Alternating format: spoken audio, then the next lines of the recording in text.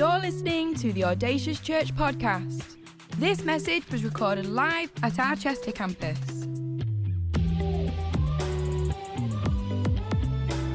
We know this is a great investment into your life, so tune in, listen up, and stay focused. For any more information, visit us online, audaciouschurch.com. Picked us up and it was lovely. And as I was in the car with my friend's mum on the way to my other friend's house, she said to me, "Dan, how's Matty?" And I'm thinking, Matty?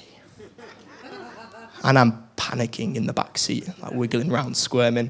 And then I think I just must have misheard her. And I say, "I'm sorry, Steph. Can you repeat that one more time?" And she says, "How is Matty? Matthew." And I'm like, oh no.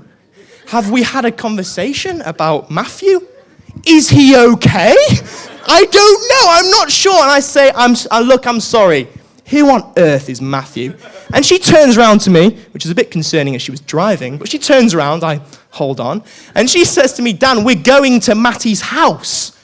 You see, what happened is I called my friend by his nickname for 4 years straight. In the moment, I forgot his real name. And I was like, Matty. Like, I knew it, but I forgot. Signature Series is a reminder of who we are and what we're here to do. And Peter talks about this in the Bible. 2 Peter chapter 1, verses 12 to 13. "Therefore, I intend to keep on reminding you of these things. Though you know them already," I knew his name, guys. Stop judging me. I knew it. It was just caught me off guard. "We know the things already, and that you're already established in the truth. But I think it's right, as long as I'm in this body, in the church, to refresh your memory." Because life is busy, and if we're not careful, we can start to lose perspective of who we are and what we're here to do. So this series has been looking at the key messages, key themes of who we are and things that we have really built over the last 17 years as Audacious Church. And today we are looking at legacy. Everyone say legacy. And what legacy is as a church, we believe that we're here to leave this city in a better place than what we found it. Legacy is knowing that we're not just here for us and for now, but we're here to set up the next. Everyone say legacy. We're here to pass on to the next. Pass it on. And that's the title of today's message. Turn to the person next to you and say, pass it on. It's the title of a message that wouldn't have gone down well in 2020, but I feel like we might be okay now. We are people who pass it on. I had an amazing story where someone passed something on to me 5 years ago now. And they didn't just pass anything on. They passed me on a car. And it wasn't just any car, let me tell you, church. It was a sports car. That's right, youth section. Ooh la la indeed. For my first car, I got given a sports car. It's coming up on screen now. I'm not too sure why there's giggles actually in the room. That was a Ford Focus 1.6 litre Sport. S-P-O-R-T was on the back of that car, I tell you now. I don't have a picture to prove it, but I promise you it was. And just those 5 letters being on the back of that car gave it an extra 13 horsepower. Just because it was written there. Just the power just came onto it. And I love that car so much. It was just easy to drive. It was blue. I love blue. It never failed me, just the MOT people. Always got me from A to B though, always. Never broke down in it. Over 130,000 miles, never broke down. Always kept me on the edge of my seat. It used to get a bit broken, so I had to be there. But that's all right, it's all right. But I loved that car. And that car was an absolute blessing to me. And the story of how I got it, I'll come and touch on it now because I feel like it'd be wrong for me not to tell it. I remember I was 17 and I was in my bedroom. And then I was praying and then I knelt on my bed. And when I kneel on my bed, I can look out my window. That lovely Winsford, if any of you know it. All the scenes, all the things. And it was lovely. And I prayed to God because I was weighing up, what do I do next? What do I do next? And one of the things I was thinking about was doing Bible college, doing Audacious College. I'm going to embarrass her, but she just stood up right now. Anna is on Audacious College, walking in the middle. Anna is amazing. We've got Judah there, he's doing Audacious College, which is amazing. Matt as well. There's people everywhere who's doing Audacious College. And it was awesome, but I didn't know that, so I wasn't sure. But Audacious College was in Manchester. I'm in Winsford. Not many of you laughed or smiled when I said about Winsford. You're right, because it's in the middle of nowhere. I don't expect any of you to know it. So I needed a car. And I prayed to God, God, if you give me a car, because I had money to buy a car, but the insurance, I didn't have that. God, if you buy me a car, if you give me a car, I will go anywhere for you. I will go and do the things you want me to do. Side note, church, prayers are powerful. Be careful what you pray for. 2 weeks later, coming up on the screen now, I head round to my grandparents' house. What's on the drive? A sports car. But the story is really interesting. A few of you might know my grandparents. They used to come to this church before they passed away a few years ago. But in their small group was a lady who I never met personally, and she had to go back to her home country over in Eastern Europe. Never met her, no relationship with her, but through the relationship with my grandparents, they gave the car to them, who gave the car to me. Passing it on, bringing blessing.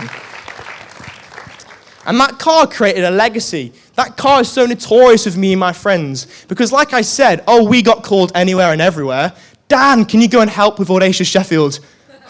Yes, of course I can. Dan, we're starting Audacious Cardiff. Yes.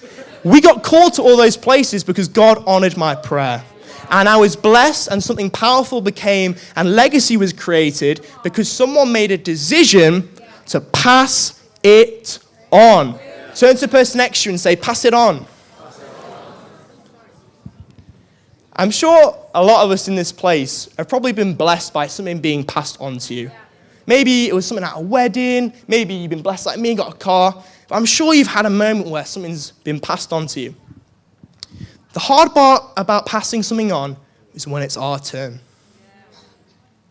4 months ago, I had a decision to make. Do I buy a new car? And I was at a crossroads. Not literally, it was a straight road. I was on my drive. I was on a straight road, and I had an option to buy my parents' car off them. And I really wanted to, but I wanted to keep mine. Even if I don't drive it, I just want it on the drive. My sports car. Just there. And I was like, I knew I should pass it on to someone else, but I didn't want to. So I went through this mourning process. I grieved. I cried. And I thought, you know what? It's only right if I pass it on. It's only right. It got passed on to me, so I'll pass it on to someone else. And I tried to pass it on. I even offered to pay people for it to be passed on. And long story short, I was able to find someone who moved over from South Africa to Manchester. I won't go into the story because I'll just keep waffling on. But I was able to pass on my car to him. And he now is in Manchester. And instead of his commute time being 3 hours, it's now 15 minutes. Which means he's able to spend more time with his wife and more time helping church in Manchester.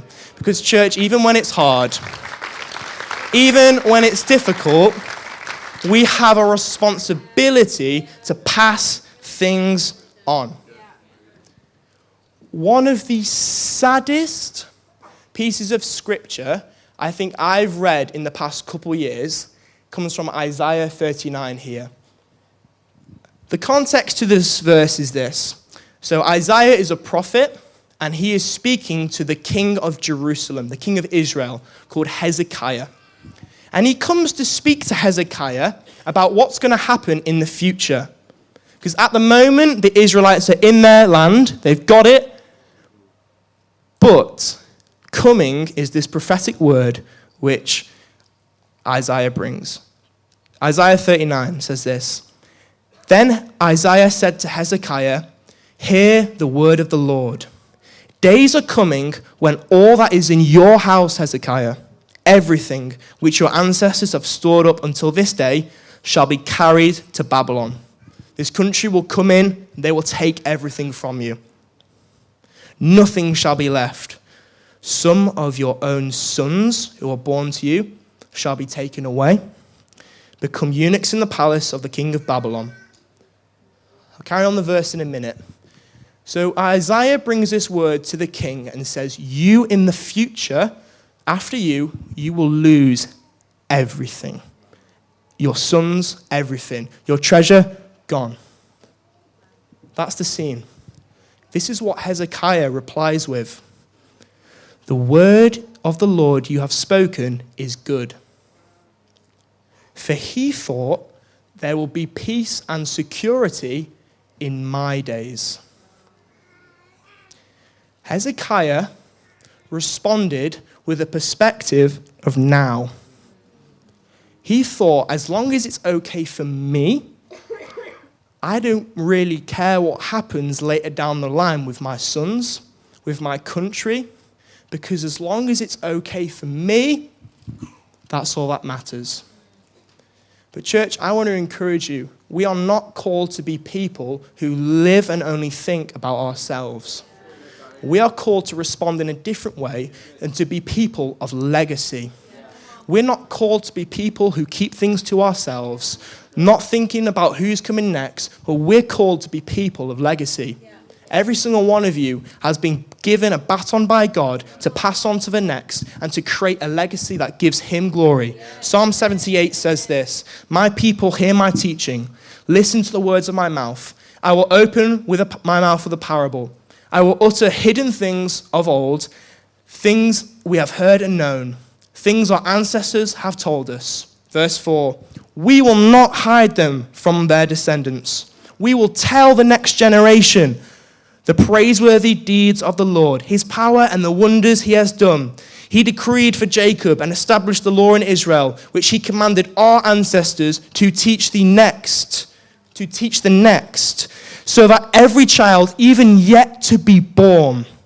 When we have a perspective of passing it on, our perspective goes above what we can even see or imagine. Passing on what is yet to be born, so that they would then tell their children. Then they would put their trust in God and would not forget his deeds and would keep his commands.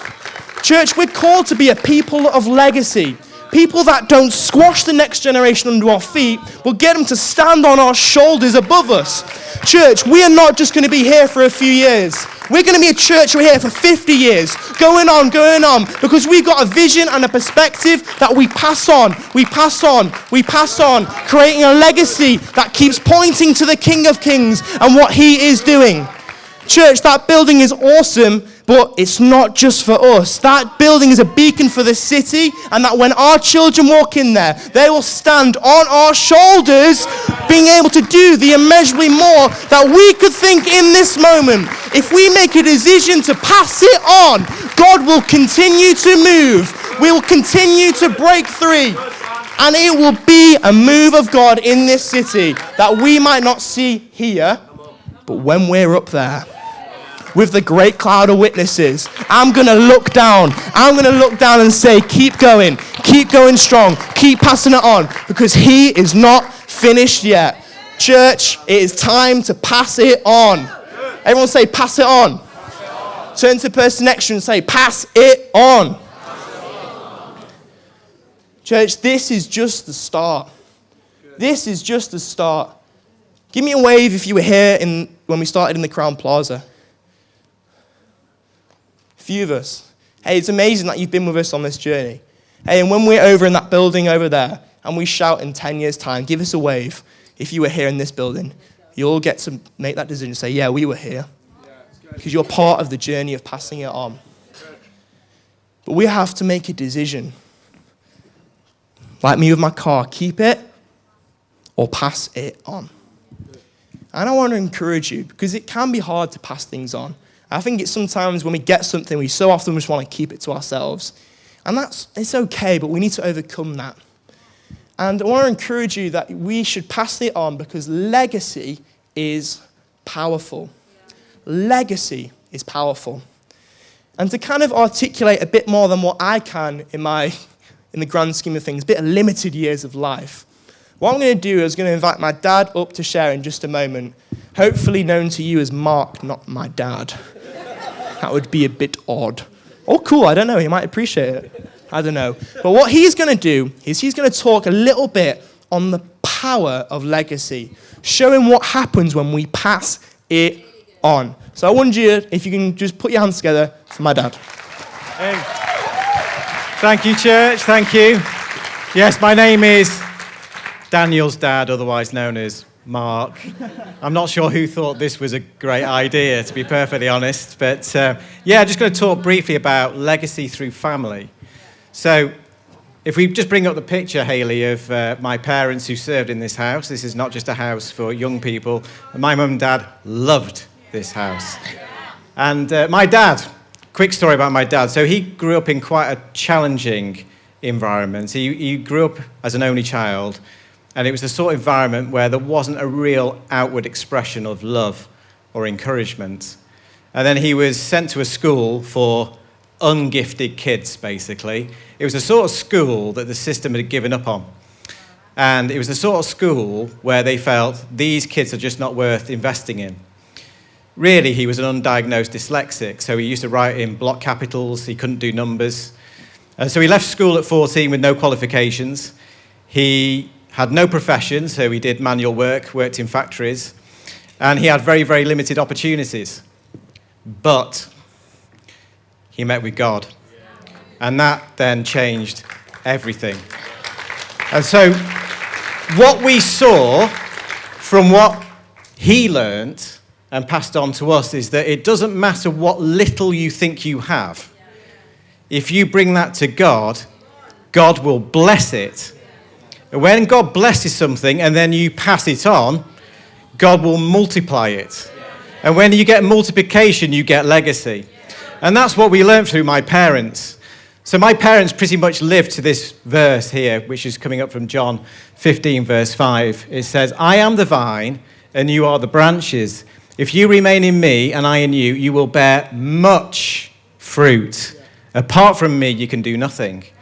So it doesn't matter what you think you have or you haven't got. Bring it to God.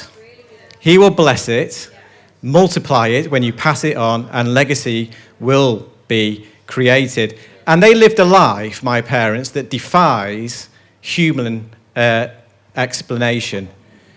In every area of their life, they saw multiplication. They saw multiplication in their family. They saw multiplication in their knowledge, their ministry, their finances, their well-being, their health. My dad should have died at 51. And he saw God's blessing, and we saw that, and it was an incredible thing to see.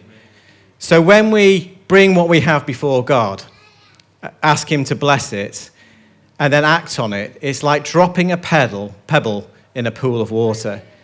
The ripples go out, and we might not see where those ripples go and who they might touch, and what might happen at the end of it. And this is best illustrated by an unsung hero of faith, a guy called Albert McMakin. And if you Google that name, you will find virtually nothing about him at all. But Albert McMakin was a 1930s farmhand in America, lived in the 1930s farmhand in America, and he went to one of these big outreaches, he got saved. And of course, he wanted to tell all of his friends about the love of Jesus that he had just encountered. He got all of his friends to go, apart from one. This guy was too busy trying to be a professional baseball player, too busy out with the girls.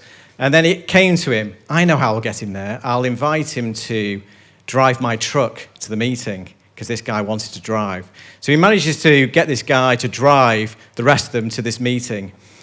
And in that meeting, this guy gets saved.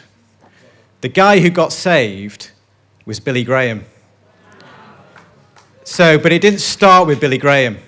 It started with Albert McMakin, that you won't find anything on a Google search. In fact, when you put his name in, you come up with Billy Graham. So when you sow what God has given you, you will find multiplication and legacy. Amen.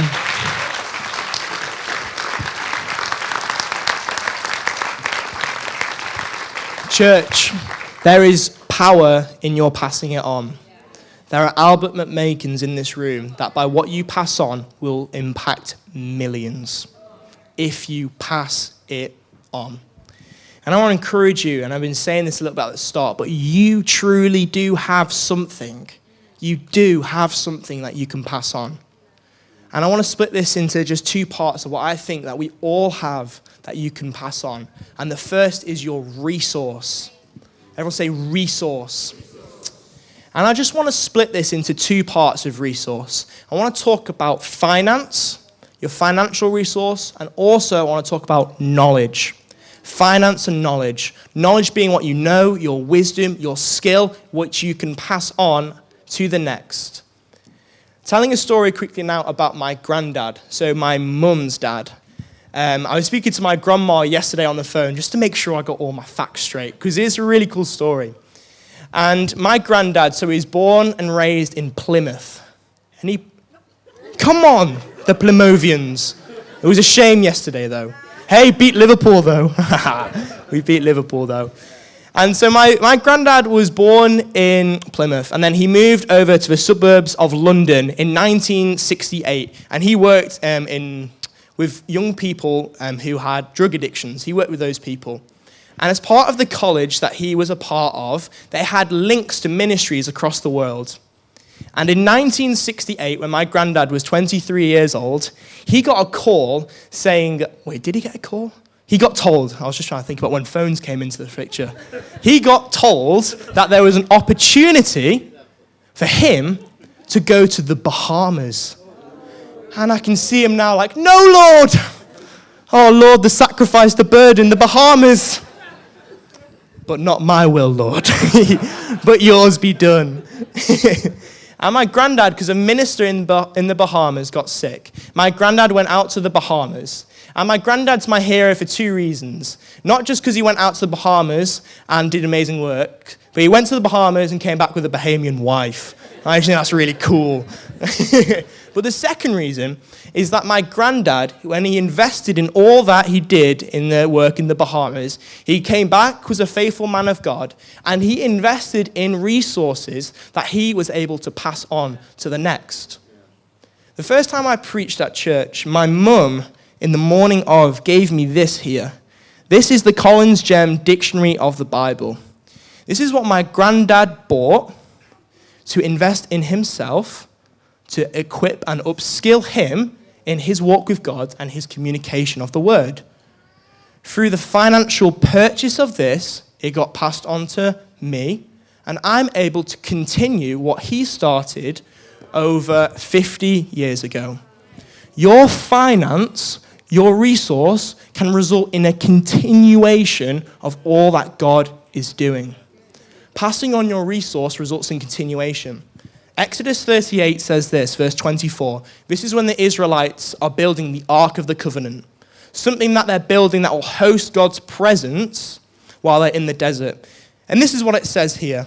The total amount of gold from the wave offering, side note, that's my favorite type of Old Testament offering. You've got your fragrance offering, they burn incense, smells nice, fragrance offering, and you've got your wave offering, you kill the animal, they wave it, wave offering. It's my favorite. Anyways. And this is how much gold they brought. 29 talents and 730 shekels. With the help of this book, I'm able to tell you that the Israelites brought over 1 ton of gold. They brought over a ton of their financial resource to invest in something that would continue what God is doing while they were in the wilderness. Church, when you pass on with your finances, what you do is you help continue what God's doing within you. What it does is we start to do exploits like the building and start to build ceilings that the next generation stand on so God's work can be continued.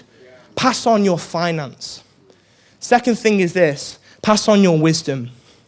Talking quickly about Moses again. In Deuteronomy 31 it says this, verses 7. Then Moses summoned Joshua and said to him in the presence of all of Israel, be strong and courageous.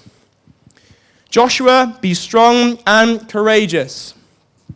What Moses did is he invested his time, his skill, and his wisdom, his knowledge of Joshua, if you are going to lead, I need you to be strong and courageous, which meant that when Moses died, it didn't stop there, but Joshua was able to continue what God was doing. Joshua was able to walk through the Jordan like Moses did in the Red Sea, because passing on wisdom allowed for a continuation, meaning that it didn't stop when Moses died, but it could carry on.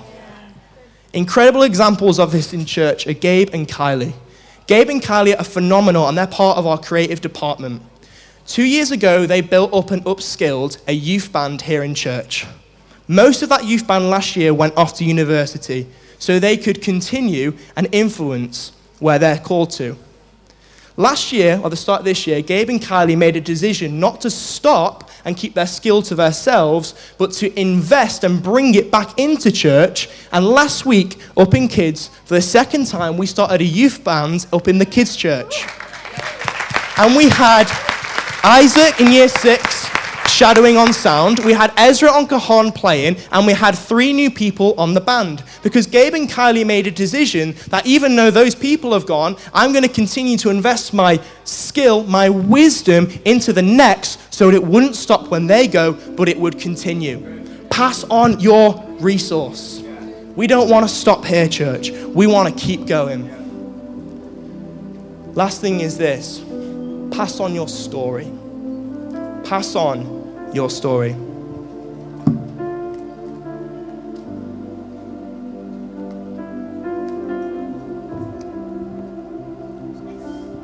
Psalm 78, we read it before, verse 4 says this: "We will not hide them from their descendants. We will tell the next generation the praiseworthy deeds of the Lord, his power and the wonders he has done." Church, I encourage you, tell of the praiseworthy deeds that the Lord has done. Passing on resource creates continuation. Passing on your story leads to inspiration. And what inspiration leads to is multiplication. At Youth on Friday, Josh preached an amazing message, Pastor Josh, on healing. And at the end of his message, he invited Jesse, one of our youth team members, up to share and tell his story about the healings he'd seen in his family. And what happened was, as Jesse shared his story, what happened within the young people is they realized that, Jesus heals, causing inspiration within them. And what meant that happened was that you best believe there was healing on Friday. We had a boy come who couldn't move his arm all the way around. After Jesse shared and Josh preached, he could move his arm fully, and he's never been able to do that before. Because church, passing on your story results in inspiration, and what happens is there's multiplication, because what people start to see and start to understand is that's normal. They see the goodness of God in the land of the living and expect nothing less. Because if they can do it for you, they start to believe that, maybe God can do it for me. So church, I know there are stories in this place. I want to encourage you, share your story at work, share your story within your family, and just keep saying it, keep speaking it out. Because I know that if you've been healed in this place, I want you to tell of what God has done. Start the inspiration within this city. If you're free in this place, tell someone. Tell them what God has done.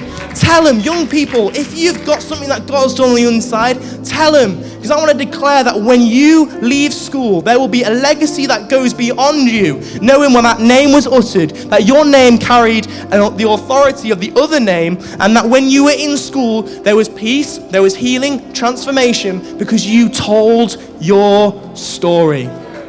Church, pass on your story.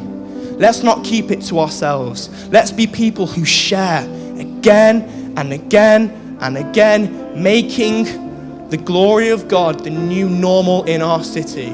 When you tell it again and again and again, it starts inspiration, it multiplies. People say, this is normal, I can have healing, that I can have breakthrough, and legacy is created. Pass on your resource, pass on your story, because we have got a baton to pass on to the next. Thank you for listening to this Audacious podcast. For any more information, visit us online, audaciouschurch.com. We'd love for you to join us at one of our campuses, Manchester, Chester, or online, every Sunday, 10 a.m. and 12 p.m.